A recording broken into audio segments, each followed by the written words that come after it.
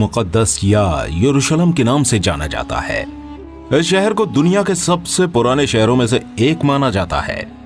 इस दुनिया की तारीख में अभी तक सबसे ज्यादा इंसानों की जानें इसी शहर के लिए ली गई हैं। और यह कहना बिल्कुल भी गलत नहीं होगा कि जितनी ज्यादा जंगें इस शहर को हासिल करने के लिए लड़ी गई हैं, शायद ही हिस्ट्री में इतनी ज्यादा जंगें किसी और शहर के लिए नहीं लड़ी गई हों।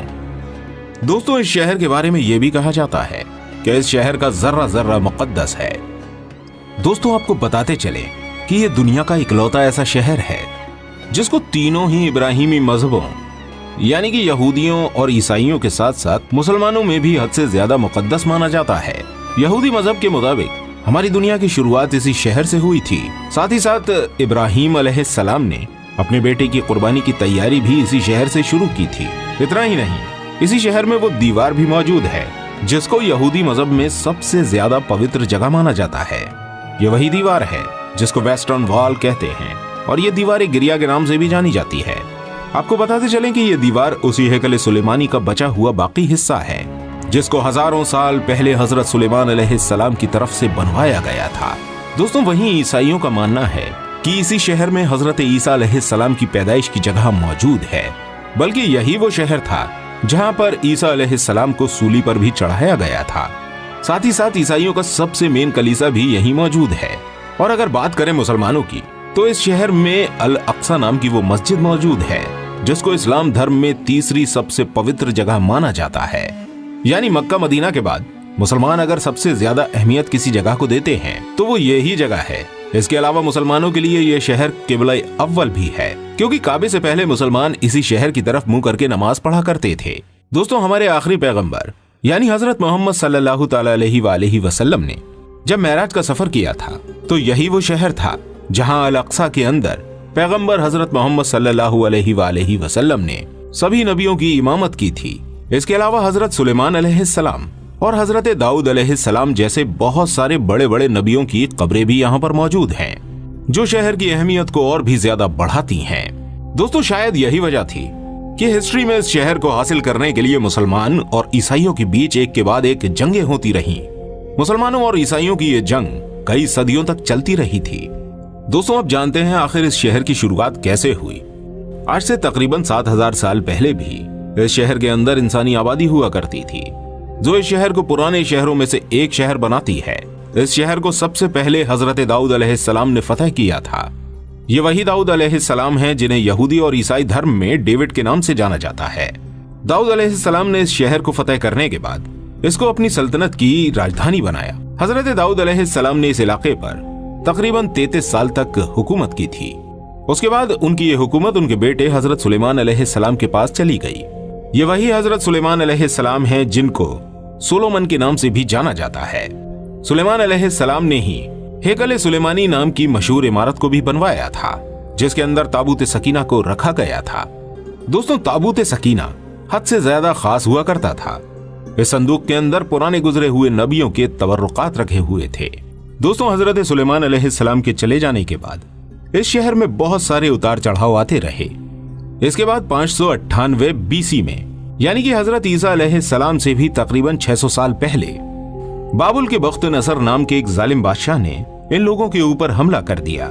यरूशलेम शहर पर हमला करने वाले बख्त नसर ने न सिर्फ इस शहर को पूरी तरह से बर्बाद कर दिया, बल्कि हजारों बनी इसराइलियों को मौत के घाट उतार दिया और इससे कहीं ज्यादा यहूदियों को गुलाम बनाकर वो अपने साथ बाबुल में लेकर चला गया। शहर की इस तबाही में हैकल सुलेमानी नाम की वो मशहूर इमारत भी पूरी तरह से बर्बाद हो गई थी और इस इमारत के अंदर मौजूद ताबूत सकीना नाम का वो मुकद्दस संदूक तो ऐसे गायब हो गया कि उसका आज तक किसी को भी पता नहीं चल सका है। इसके बाद धीरे धीरे वक्त गुजरता गया और फिर कुछ सालों के बाद 539 ईसा पूर्व में ही साइरस द ग्रेट नाम के एक ईरानी और बहुत ही रहमदिल बादशाह ने उस बाबुल पर भी हमला कर दिया। साइरस द ग्रेट ने न सिर्फ बाबुल को फतह किया, बल्कि साथ ही साथ इन सभी गुलाम यहूदियों को भी आजाद करके इनको अपने वतन जाने की इजाजत दे दी।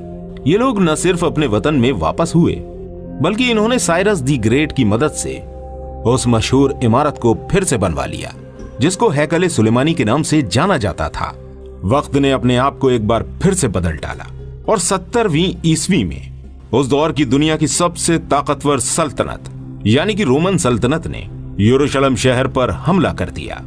रोमन शहंशाह यानी टाइटन जब इस शहर में दाखिल हुआ तो उसकी फौजों ने इस पूरे शहर में आग लगा दी। साथ ही साथ हेकल सुलेमानी नाम की उस इमारत को भी पूरी तरह से फिर से बर्बाद कर दिया। जैसे जैसे वक्त गुजरता गया वैसे वैसे यहूदियों का रोमन एम्पायर के अंडर में रहना और भी ज्यादा मुश्किल होता गया। 135 ईस्वी में जब यहूदियों ने रोमी सल्तनत के खिलाफ बगावत करने की कोशिश की तो रोमी फौजियों ने बगावत के जुर्म में इस पूरे शहर पर हल चलाकर इसको पूरी तरह से वीरान कर दिया।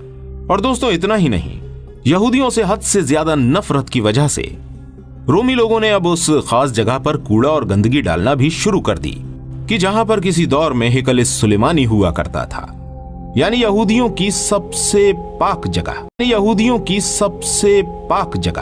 यह शहर कई सदियों तक वीरान रहा और आखिरकार 638 ईस्वी में मुसलमानों के दूसरे खलीफा यानी हजरत उमर रजी अल्लाह ताला अन्हु ने इस शहर को रोमन एम्पायर से फतेह कर लिया।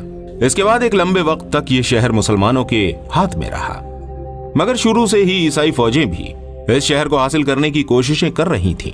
लेकिन इसके बाद मुसलमानों की अंदरूनी और आपसी लड़ाइयों की वजह से मुसलमानों की खिलाफत यानी खिलाफत अब्बासिया कमजोर पड़ गई। तो 1099 ईस्वी में ईसाई फौज यरूशलेम शहर को एक बार फिर से हासिल करने में कामयाब हो गई, मगर शहर को अभी ईसाइयों के कंट्रोल में गए हुए चंद साल ही गुजर पाए थे कि तभी एक नया नाम उभर कर आया और यह नाम था सलाउद्दीन अय्यूबी का। वही सलाउद्दीन अय्यूबी जिसने बचपन से ही इस बात की कसम खा रखी थी कि वो हर हाल में ईसाइयों से इस शहर को दोबारा हासिल करके रहेगा।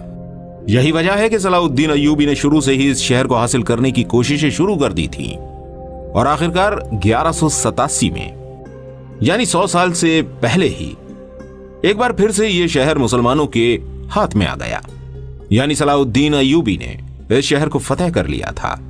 इसके बाद भी इस शहर को हासिल करने के लिए ईसाइयों और मुसलमानों के बीच कई सारी लड़ाइयां हुई, मगर लाख कोशिशों के बावजूद भी 1517 में इस शहर को सल्तनत उस्मानिया के ताकतवर सुल्तानों में से एक सुल्तान सलीम अव्वल ने फतेह करके अपनी सल्तनत में मिला लिया। 1517 से लेकर 1917 तक यह शहर सल्तनत उस्मानिया का हिस्सा रहा। इस दौर में सल्तनत उस्मानिया ने इस शहर को पूरी तरह बदल दिया था। सल्तनत उस्मानिया के दौर में ही यहूदियों ने इस शहर में आकर अपनी अलग अलग रियासतें बनाने की प्लानिंग शुरू कर दी, लेकिन सल्तनत उस्मानिया के आखिरी सुल्तान अब्दुल हमीद सानी उनकी इस कोशिशों को अच्छे से समझ गए थे, इसलिए उनके दौर में यहूदियों की सारी कोशिशें नाकाम हो गईं। अब्दुल हमीद सानी के बाद सल्तनत उस्मानिया बहुत कमजोर पड़ गई और 1917 में ब्रिटिश एम्पायर ने सल्तनत उस्मानिया पर कब्जा कर लिया, जिसके बाद बहुत वक्त तक ये इलाका ब्रिटिश एम्पायर के अंडर में रहा। यही वो दौर था जिसमें जगह जगह से यहूदियों को बुलाकर फिलिस्तीन में जमा करना शुरू कर दिया गया। इसके बाद सबसे पहले 1947 में यूनाइटेड नेशन ने वो मंजूरी दे दी जिसमें ये आधा यहूदियों को दिया जाना था और आधा फिलिस्तीनियों को, जिसके बाद 1948 में इजराइल देश का भी ऐलान कर दिया गया और इस ऐलान के बाद फिलिस्तीन के साथ साथ यरूशलेम को भी 2 टुकड़ों में बांट दिया गया। तो दोस्तों ये थी बैतुल मुक़द्दस यानी यरूशलेम की पूरी कहानी। उम्मीद करते हैं आपको ये वीडियो पसंद आई होगी।